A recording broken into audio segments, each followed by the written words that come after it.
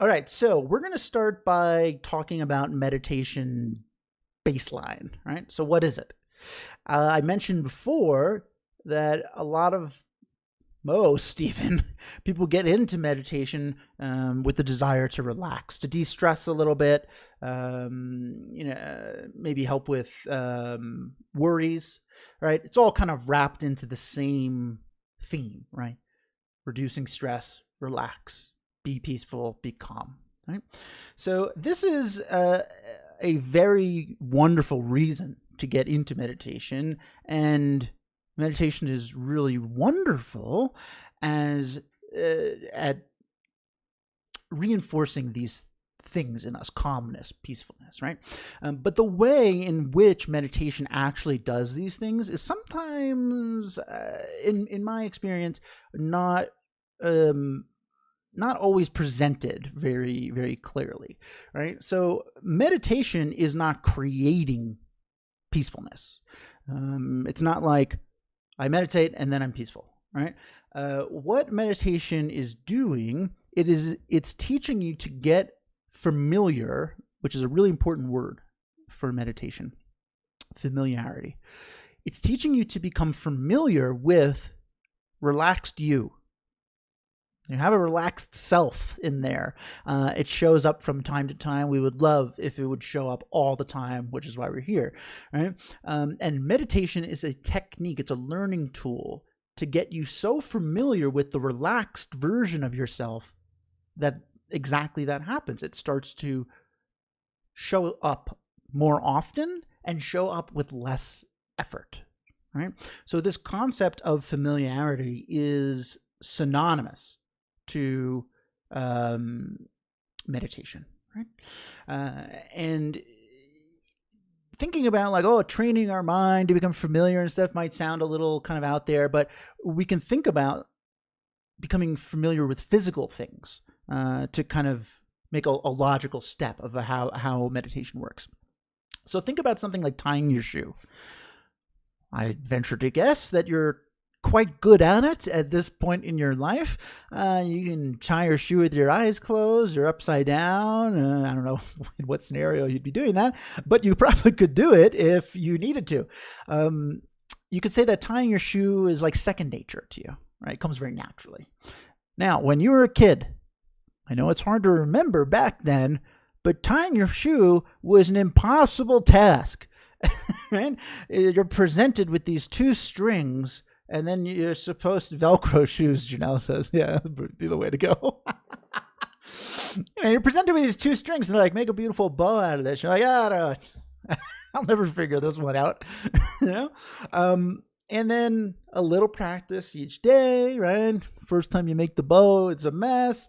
Maybe it's not even a bow, but a little bit of practice each day, and what's happening?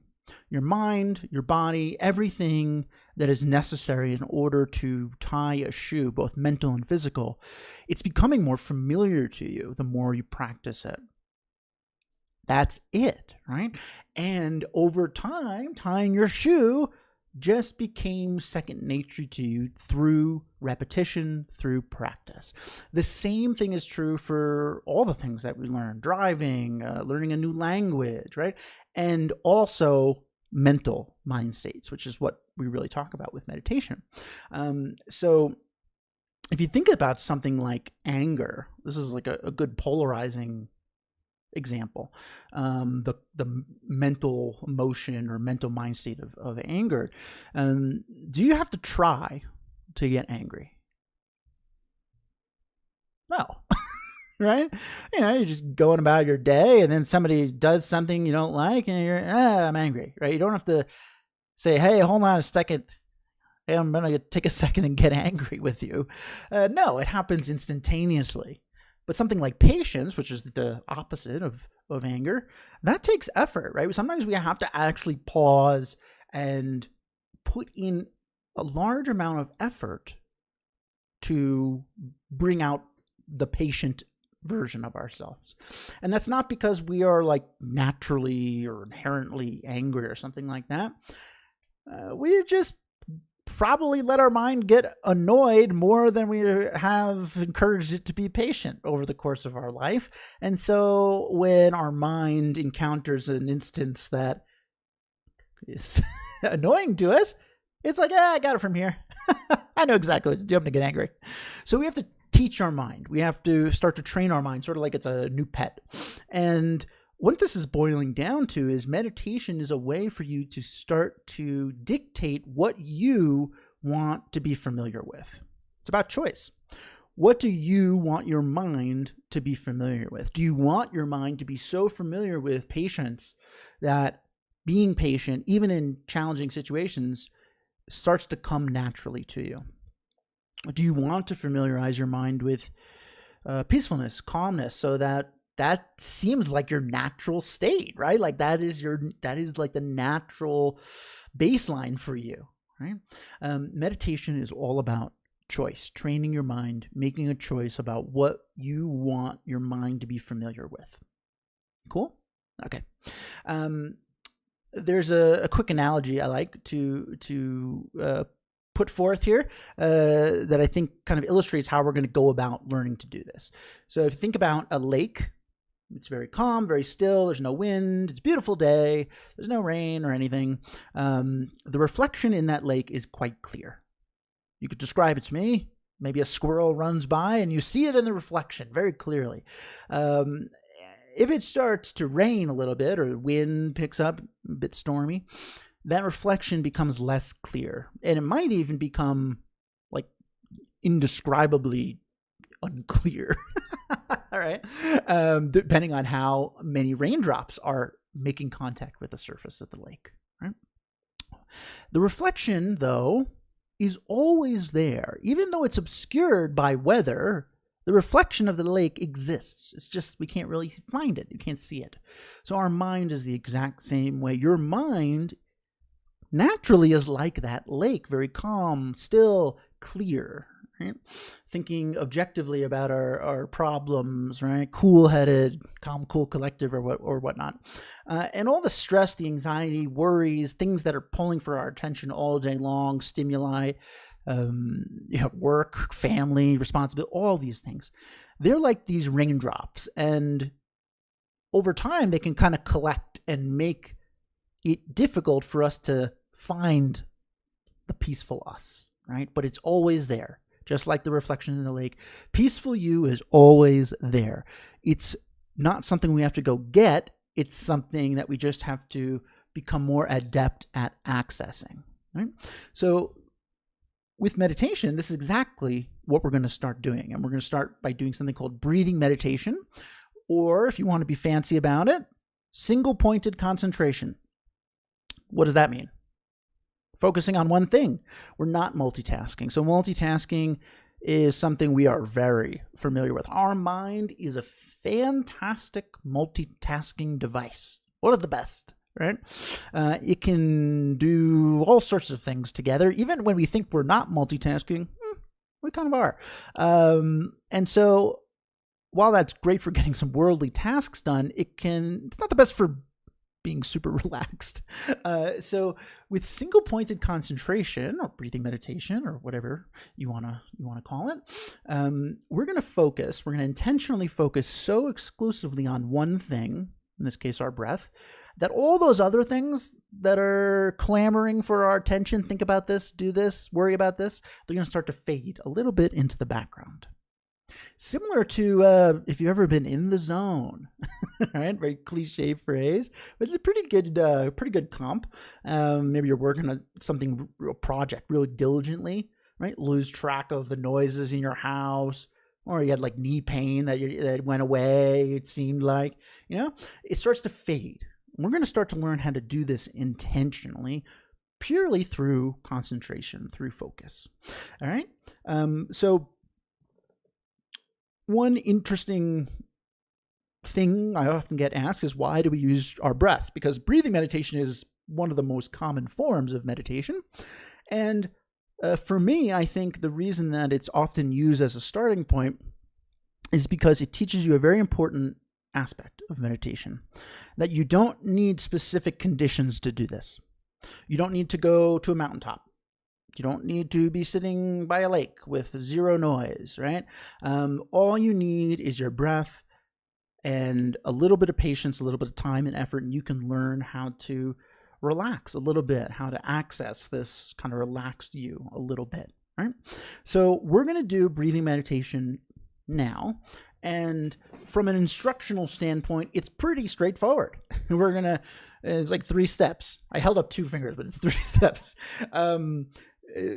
So we're going to make a choice. We're going to say, mind, you are going to focus exclusively on breath. And our mind's like, yeah, okay, sure. So we're going to make that choice. And then whenever we notice our mind tending to drift, maybe it's thinking about something that happened earlier today at work, something that we have to do after this class, we're just going to be like, not right now to those thoughts. We'll get to them later. Not right now. And then we're going to guide our attention back to breathing. That's it. Right? Meditation is not about never getting distracted, but rather about noticing when your mind drifts from the thing you wanted to focus on and being able to bring it back very gently and skillfully. So we're going to do that now. Cool? Okay. Now, you'll notice I'm sitting in a chair. If you've never meditated before, when you think about meditation, maybe you're thinking about somebody cross-laid on a wood floor or something like that. You do not need to be seated on the floor or to do this. You can be in a chair. You want to lay down? Go lay down. You want to stand up? Go stand up. It doesn't matter. There's no like one way to be seated in order to meditate. This is a very important point that's going to come up a lot, right? There's no specific way to do this. There's no right and wrong way. There's a lot of different ways that you can meditate. So pick your favorite seating arrangement and go ahead and close your eyes. And I'm going to guide us through about a 5-minute breathing meditation. Okay.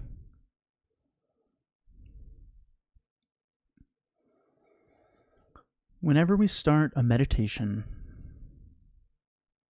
the first thing we always do is check in with ourselves. Ask yourself, how am I feeling right now? Maybe you're happy. Maybe you're sad.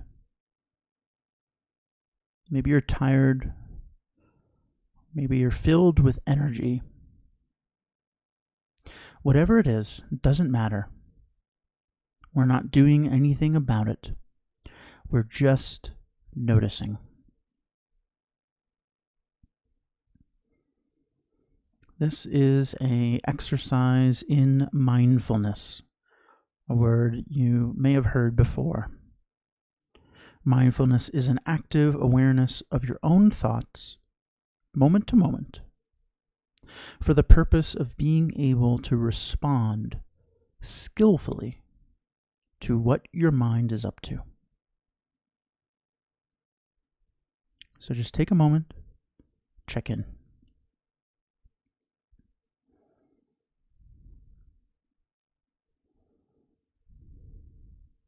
And having done that, you can now turn your full attention to your breath.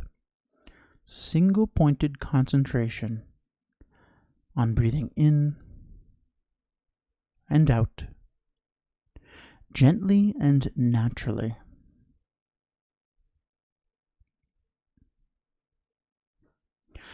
You do not need to take big, deep breaths. You do not need to forcefully exhale. Just breathe as you normally would. In and out. As you begin to relax a little bit into your chair or cushion,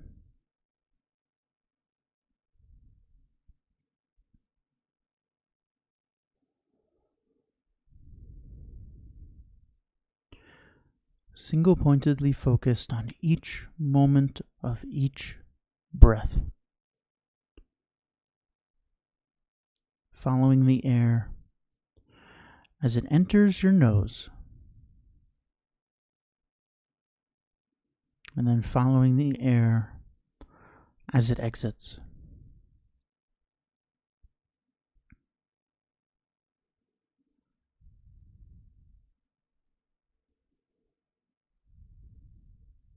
Breathing in and out, gently and naturally.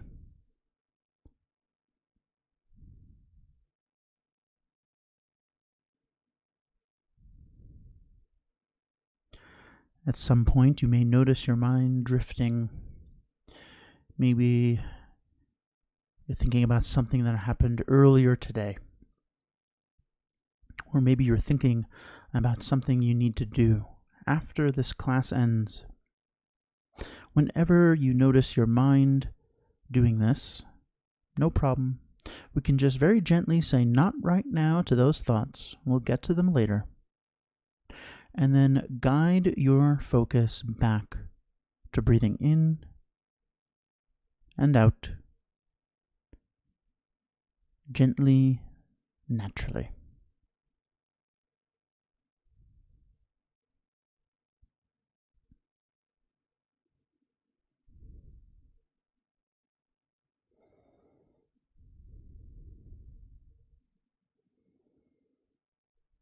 Staying with each moment of your breath. This moment. This moment. This moment.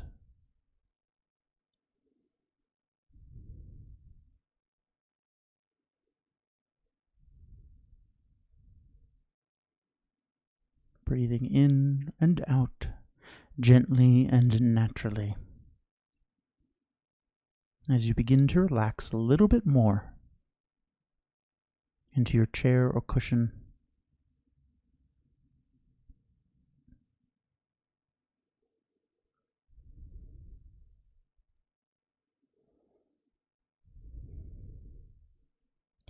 keep bringing your attention back to your breath whenever you notice it drifting.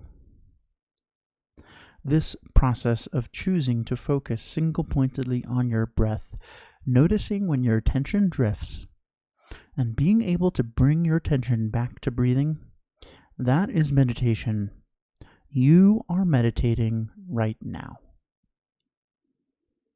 You are training your mind to be calm, to access its natural reservoir of peacefulness.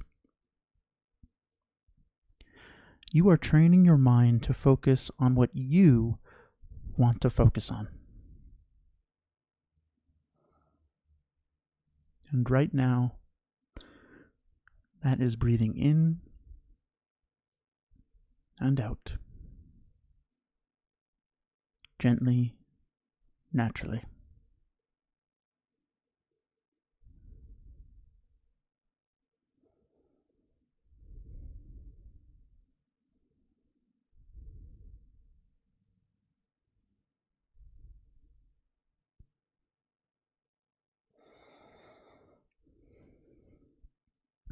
Okay, when you're ready, you can open your eyes.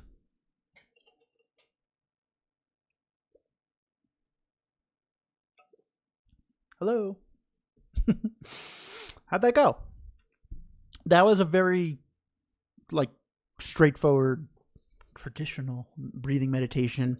And one of the things that I always like to bring up is sometimes we'll do this and I'll be like, man, I really got distracted a lot. I was always having to bring my attention back to breathing, right? Must have not done it well. No. So meditation is not about never getting distracted, right? It's about catching yourself when you are, right? Haven't felt that calm in days. Hey, all right. I'm going to do a pull quote of that. I'm glad. So even if you can only keep your concentration on your breath for, I don't know, a second, that's fine. It doesn't really matter, right?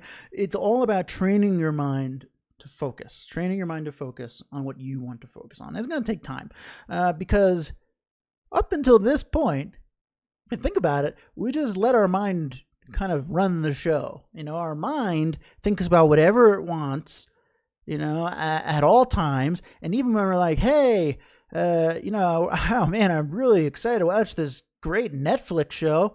Then our mind starts thinking about work. We're like, no, don't stop. I want to watch the show, mind.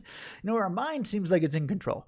And it's going to take time for us to convince our mind that it's not. So all that's to say is this just takes a little bit of practice. But the more you do this, just like tying your shoe, just like learning to ride a bike, just like learning to drive or learning to walk, whatever, it's going to start to become second nature to you. You're going to be able to settle in quicker, easier, right? It went pretty good. I got distracted a little bit, though. I definitely feel more calm than when I started. Brilliant. Perfect. Getting distracted is normal. It means your mind's working, right? I've been meditating a very long time, and my mind, spoiler alert, gets distracted. So as long as you're able to just be like, hey, my mind was thinking about that. Thinking about what I ate for lunch, and bring your attention back. That's brilliant. That's exactly where you want to be. Congrats. That's awesome. Cool. Okay. So that's a very quick introduction into breathing meditation. And I want to move on to our topic for today. So as I mentioned earlier, the thing we're going to kind of focus on and kind of bring meditation into is this idea of small acts of kindness. Heard that phrase before. Right? So what is a small act of kindness? When you think about it, maybe like checking on a friend, a family member, like, hey, I haven't spoke to, Cheryl in a while, I wonder how she's doing, right? And then maybe you'll call Cheryl. It's a small act of kindness, right? You seeing maybe somebody who's upset, like a wish to comfort them, like, give them a hug or tell them it's going to be okay. Small act of kindness, right? Maybe you live in a city and you see somebody who is presumably homeless, give them $1, like a small act of kindness, right? These types of situations, these moments, they happen all the time throughout the day. And it's interesting to think, do we always act on them? Like sometimes we have this thought, like, oh, I should call my friend. But then what happens? Sometimes we call them, sometimes we don't. Sometimes we talk ourselves out of it. We might be like, I'm too busy. Or they don't call me, Gerard, this is really fabulous. I've been to a few other guided meditations, and this one was the greatest. Hey, oh my God, I want to do that pull quote too. I'm getting a lot of pull quotes. I'm glad. I like to take a little lighthearted approach with it. Meditation should be fun, just like, any type of learning can be fun if we want it to. So I'm glad it's connecting with you. Thanks. It means a lot. Okay. So sometimes we talk ourselves out of these like very nice ideas that will eventually turn into actions. I know I do. And if you're honest with yourself and you think about your day, you can probably pick out a couple, right? So when we think about small acts of kindness, it's almost always physical acts, right? Giving resources or calling someone. Like these are all physical actions, right? But this is an important point, I think anyway. All of these physical actions, they are necessarily preceded by mental actions. In order to give $1 to somebody in need, you first have to have the thought, give, right? In order to check on a friend, right? Calling a friend, you have to have the thought, call Cheryl, right? Mental actions, we often think are useless, right? But they are the launch pad for change, for all of our physical actions. Every single physical action we do, raising my hand like this, going like this with my glasses. Why am I doing these things? I don't know. But they all first start with the mental action, do this. right? So cultivating good mental actions is really important, right? And part of that is recognizing when you're having what I call these instincts of kindness, these thoughts, these kind of spontaneous desires to do something nice, right? Be it small or large. Right? So great. We notice that we're having this thought, right? And then, maybe we start to talk ourselves out of it by saying, it won't make a difference, right? So this is where this kind of concept of small acts of kindness, I think, is labeled weird, right? The fact that we're calling it a small act, right? Sometimes it makes us think it's insignificant, right? It doesn't matter. It's small. It's insignificant. Just tiny, inconsequential, right? When we label something as small, it can have that connotation to us. And the question I would pose to you is, can you say with certainty that that is the case, right? Let's say you were walking along the, sidewalk or something, and you see a piece of trash, and you have this kind of thought, I should pick up that trash, throw it out. All right. And you're like, it's not my trash, right? I don't know. We say all these things, it's not mine, or I got to get where I'm going, or whatever, right? And then we say, it's just one piece of trash, right? And maybe that's true. Maybe it won't make an impact, but we can't say with certainty, right? Maybe us picking up this piece of trash means that the person who is in charge of keeping these grounds clean doesn't have to do that, and then they are able to make it home in time to see their kid before they go to bed. Maybe they don't get to do that often. Like, we just don't know what the impact will be. We assume it's small. From our perspective, it seems small, but we can't possibly know, right? Use a bag or a glove nowadays. It's good advice. We can't possibly know, right? And so doing it is a good idea, right? It might make a bigger impact than we think. Now, we kind of know this intellectually, right? I say these things, like, I know, pick up the trash. Yeah. But in order for it to kind of become second nature, right? In order for this idea of no actions being insignificant, in order for that to really sink in, we have to become very familiar with this concept. There's that word again, right? So here's where meditation comes into play. Meditation is a great way of becoming familiar with this idea, right? And in our kind of Western culture lives, we're very see it to believe it, right? So the good news is that I guarantee that if you sat down quietly and thought about an instance where you might label something as a small act, you could use your imagination to see how far might this go. Maybe this would be something that actually had a big impact, right? I guarantee you can do that. Right. Jody, if everyone picked up one piece of trash, think what would happen. Yeah. Brilliant. Right. Absolutely phenomenal. Right. So meditation isn't just about focus. It doesn't have to just be focusing on your breath. That's what is called the object of our meditation. And in our previous meditation, the object of our meditation was our breath.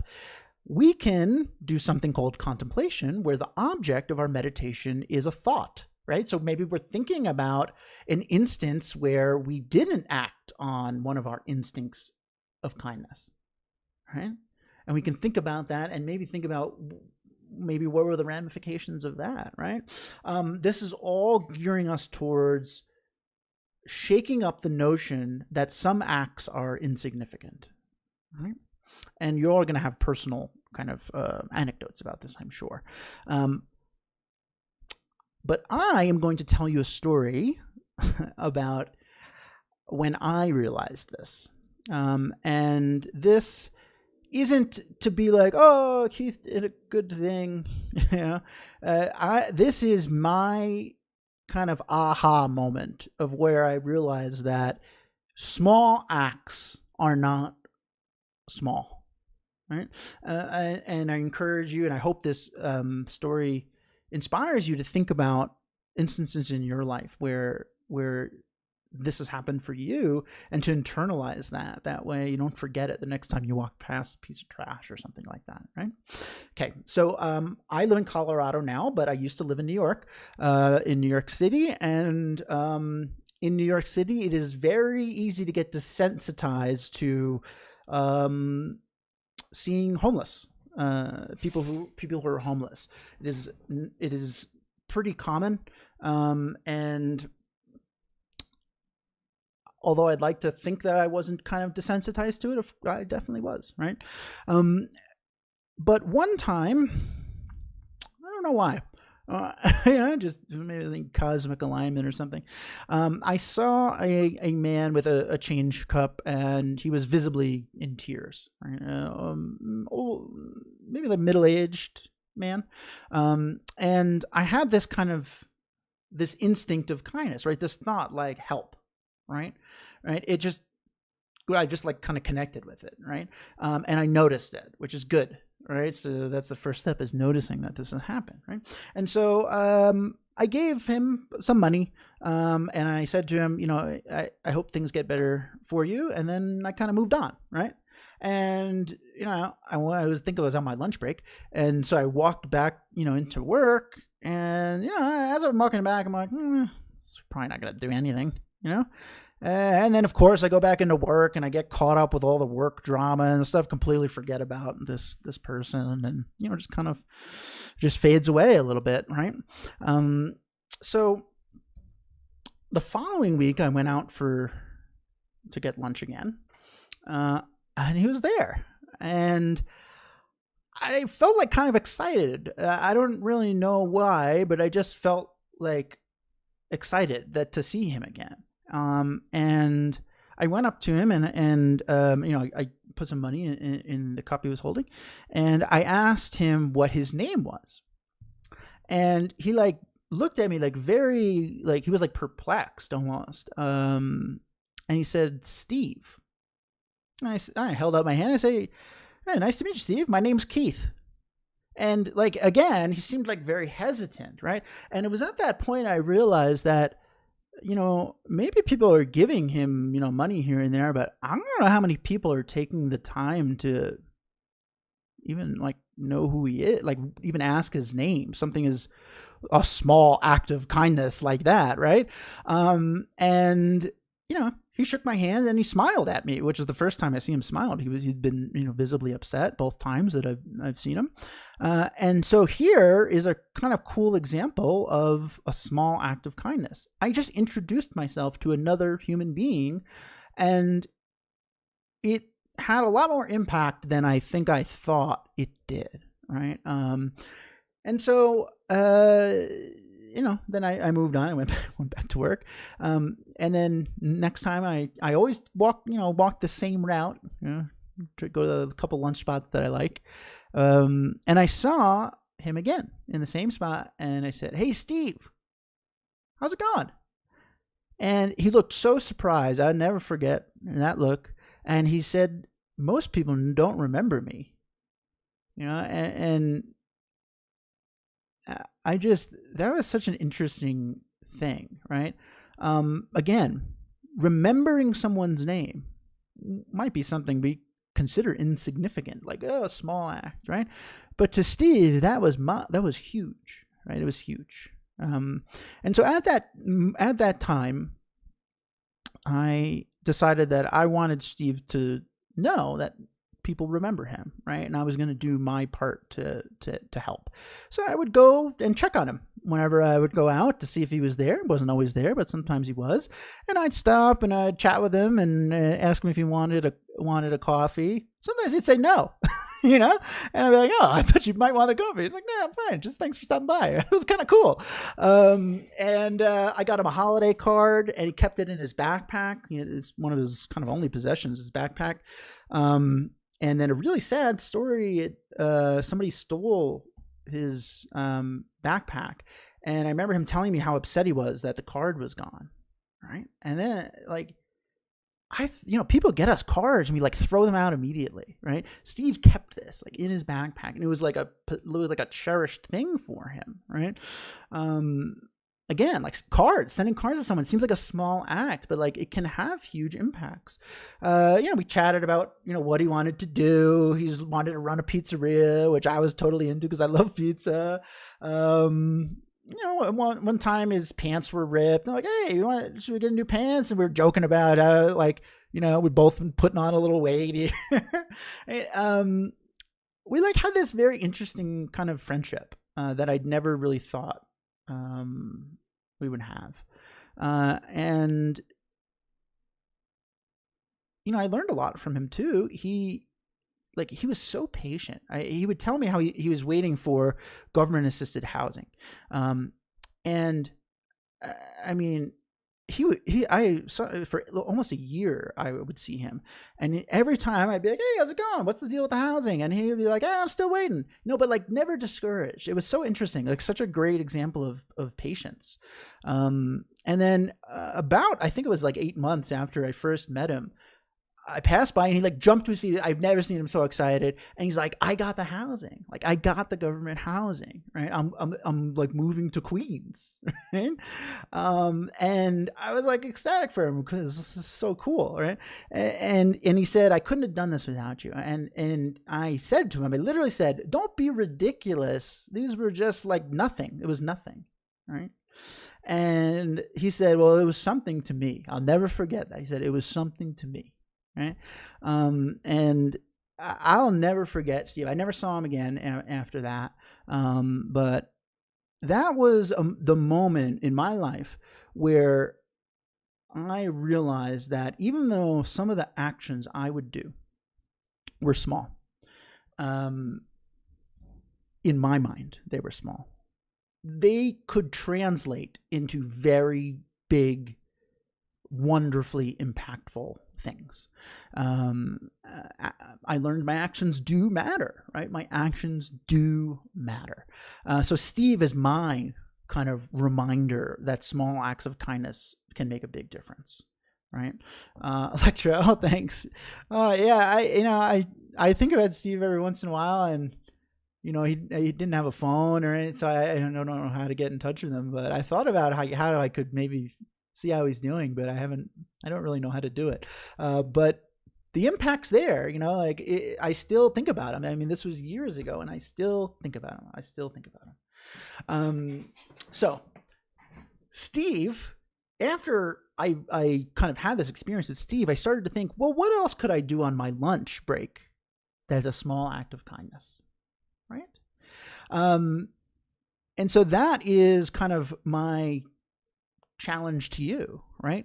Think about some things that maybe you take a walk along the same path every day, and you see the same person there, or it's a spot where there's like always trash, and I don't know, I keep talking about trash, but like it's a good one, I guess, right? Think about maybe a small act that you can do, right? And then we're going to do a meditation now to imagine what the possibilities could be from doing a small act like that, right? Thank you, guys. Oh, you guys are so sweet. Thanks. I know, every time I think about Steve, I get all like choked up.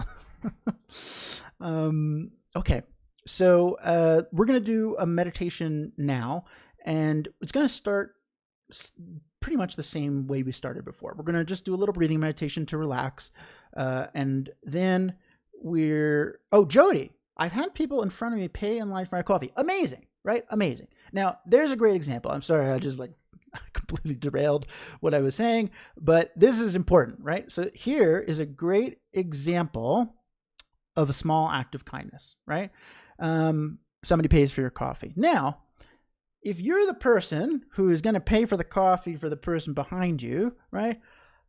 Sometimes we're like, I don't know, maybe they probably got enough money. Like, well, that's a natural thought that we might have, but we don't know. Again, so like here's that thing. We just can't be certain. Maybe that person behind us, is working 3 jobs and this is their way of trying to stay awake, and this is a huge impact on them. We just don't know, right? And so it's better to err on the side of this will be good, right? Instead of allowing our mind to wander long enough to talk ourselves out of it. If we let our mind wander long enough, it will forget, unfortunately, right? Great example. Okay, so we're going to do a meditation. We're going to do a little breathing work to relax, and then I'm going to guide us through just a very short kind of exercise on this small act of kindness, right? Might not be the money they're lacking, but the love for another. Amazing. Yes. Wow, you guys are getting 100 A pluses. Amazing, right? So maybe they feel alone, right? That's something we've all felt, right? I don't care how many friends you have. There are times where we feel really alone, and like a stranger doing that to us, like, man, that can change a mindset, right? For a day, for a week, for a life, right? I mean, look at the Steve story. I still am talking about it, right? It's still with me. I'll never forget it, right? I'll never forget it. And that person might never forget you buying them coffee, right? Amazing. You guys are brilliant. I love it. Cool. So let's do it. All right. So sit comfortably again. It doesn't, again, you don't need to be in like, sitting on the floor or whatever. You want to lay down? You think he's still talking about it too? I think about that, Gail. I think about that. Yeah. I don't know. I still feel connected to him somehow. It's strange. I don't know how to describe it. Yeah. It was such an interesting experience for me. Okay. Sit comfortably. Go ahead and close your eyes, and we're going to do a little breathing meditation together, okay? All right.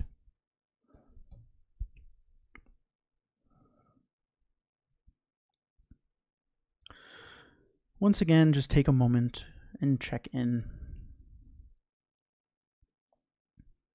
Ask yourself, how am I feeling now? We're not comparing it to before. Before is gone. We're just focused on now. How are you feeling now?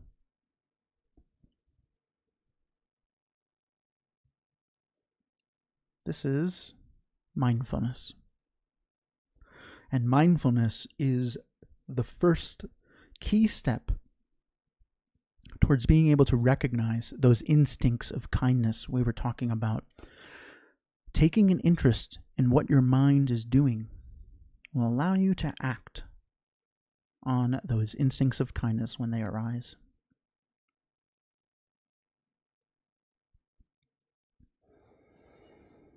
And having checked in, you can once again turn your attention to your breath, breathing in and out, gently and naturally.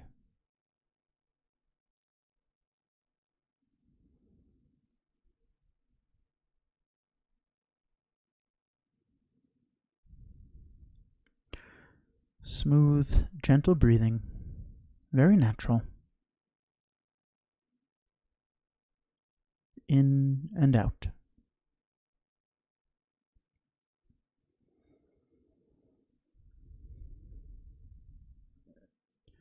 Being an active participant in the journey of each moment of your breath, the air moving into your nose, sitting, and then exiting. A moment-to-moment interest, fascination even, in breathing in and out, gently, naturally.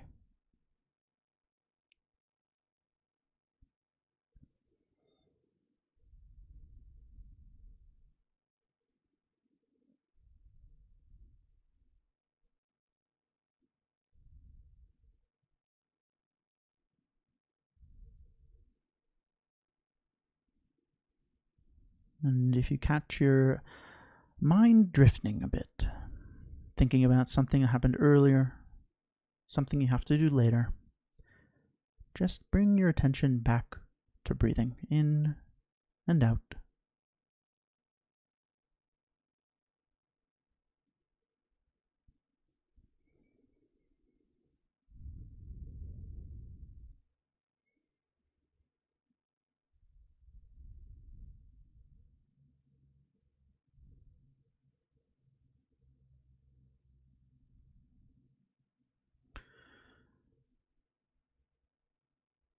As you start to really plug into your breath single-pointedly, you may start to notice some interesting things about breathing that maybe you hadn't really thought of before.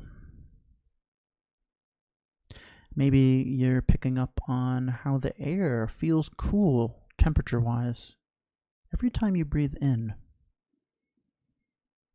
How interesting. And that air, well, it feels a bit warmer each time you breathe out. How interesting.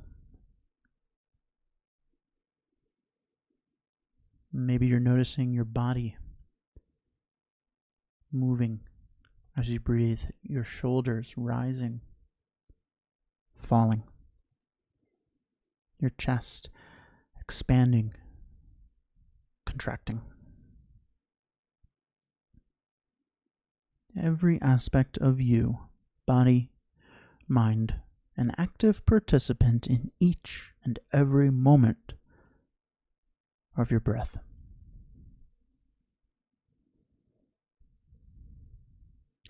Meditation, single-pointed focus on something, reveals subtle joys in that activity. And right now, you are finding subtle joys in something as simple and accessible as your own breath. How wonderful.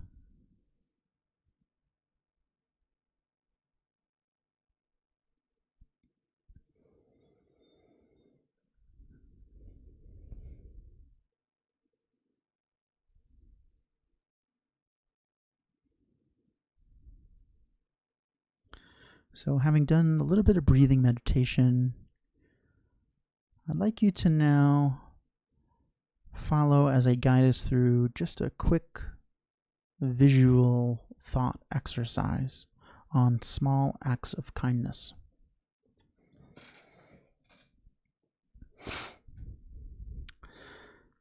I'd like you to imagine that you are online to get coffee at your favorite coffee shop.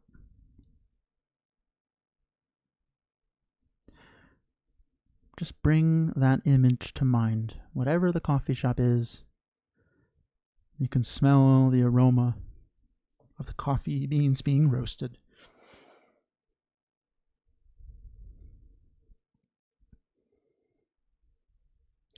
And as you're waiting online, you look behind you and you see someone who looks a bit upset, a bit stressed.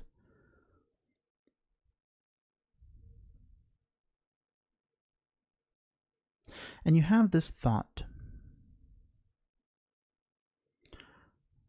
I hope they feel better.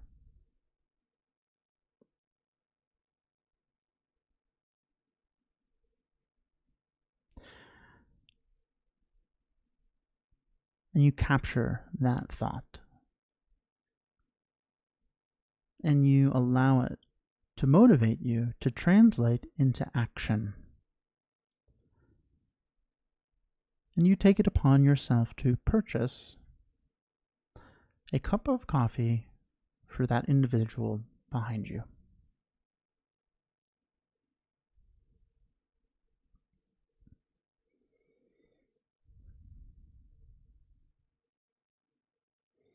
This act may seem small, insignificant,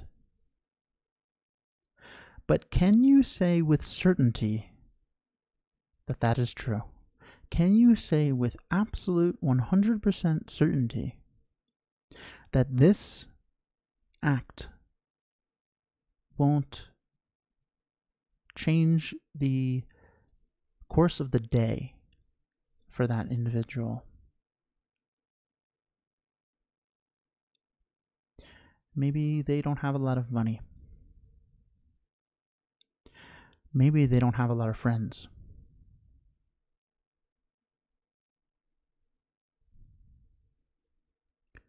Maybe they're dealing with a lot of anxiety. And this is a way of distracting them out of that, even just for a moment.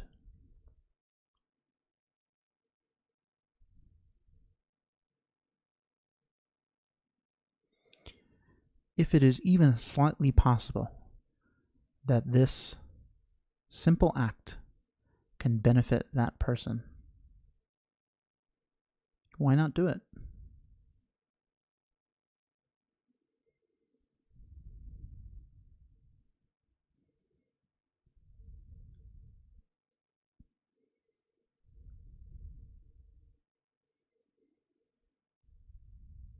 Your actions have impact. Small actions can snowball into very large changes, both for others and yourself. So just for the next couple of moments, just sit here and allow that to sink in. Allow your mind to wonder what this world would be like if everyone acted on those small instincts of kindness.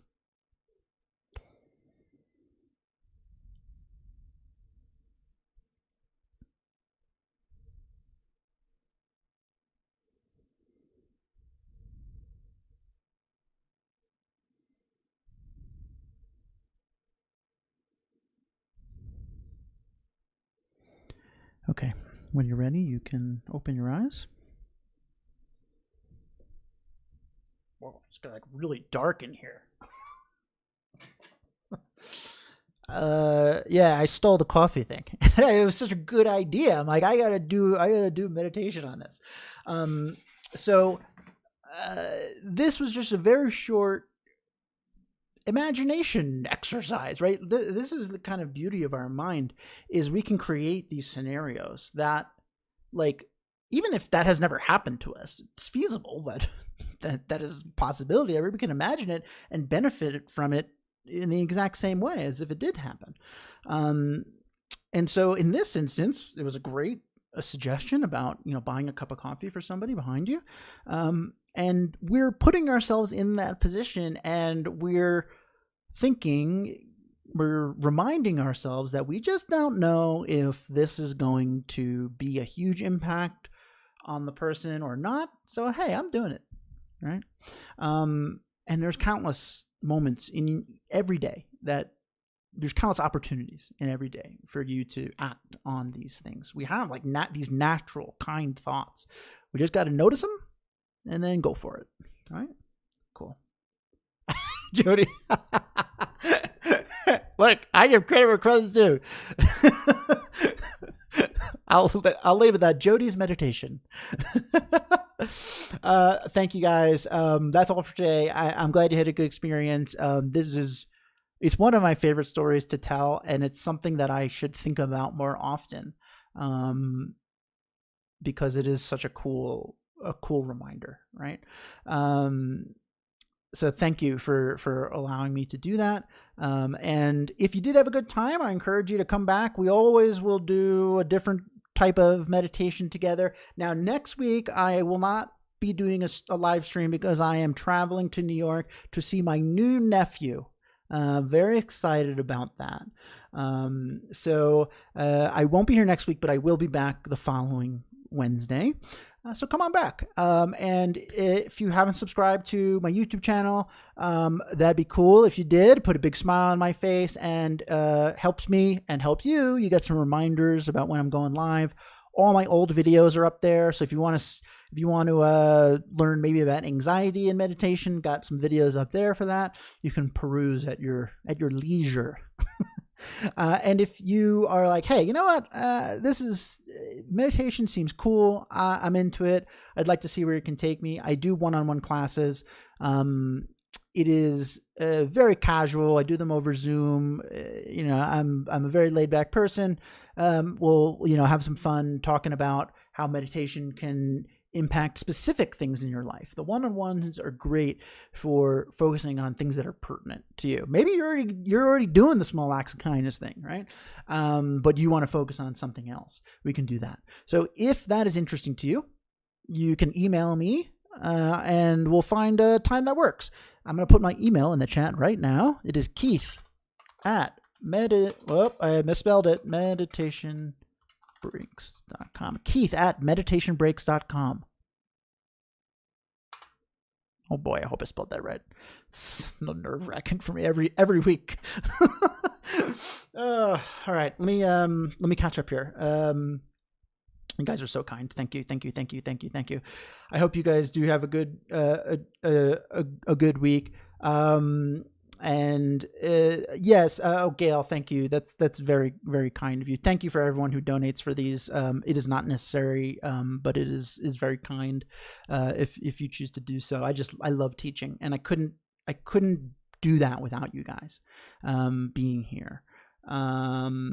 Electra, come do a one-on-one, right? That's the best. If you want to donate, that's the best way. Come do a one-on-one. Then we both get something out of it. Gail, Keith, what's the organization that we can find you on? Oh, Eventbrite. Most people find me through Eventbrite. I just have my class up there is kind of a running thing, and almost like a large portion of people come over from there. So Eventbrite is a way you could donate if you want to, but again, that is not necessary. I just love being able to share this time with you guys, right? So thank you again for being here. And I hope you have a great week, and keep an eye out for those instincts of kindness. All right. They'll pop up. All right. Take care. Gerard, yes, the link is the same each week. So you can just come on back.